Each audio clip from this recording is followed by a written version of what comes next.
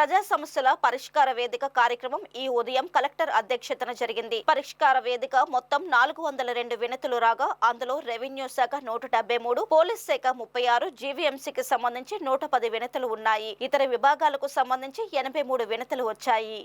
ఈ సందర్భంగా కలెక్టర్ వివిధ ప్రాంతాల నుండి వచ్చిన ఫిర్యాదుదారుల నుంచి అర్జీలు స్వీకరించి వారితో స్వయంగా మాట్లాడి సమస్యలను తెలుసుకుని పూర్తి స్థాయిలో పరిష్కరిస్తామని భరోసా ఇచ్చారు. కలెక్టర్ తో పాటు joint collector K Mayur Ashok, revenue అధికారి Bhavani Shankar, GVMC chief city planning అధికారి ప్రభాకర్ పాల్గొని వినతులు స్వీకరించారు. అంతకుముందు కలెక్టర్ అధికారులతో సమీక్ష సమావేశం నిర్వహించారు. ఈ సందర్భంగా అర్జీదారుడు పూర్తి స్థాయిలో సంతృప్తి చెందేలా సత్వర శాశ్వత పరిష్కారానికి చర్యలు చేపట్టాలన్నారు. సమస్య పూర్వాపరాలు తెలుసుకొని సరైన పరిష్కారం చూపాలని, అర్జీలు పునరావృతం కాకుండా ఉండాలని కలెక్టర్ స్పష్టం చేశారు.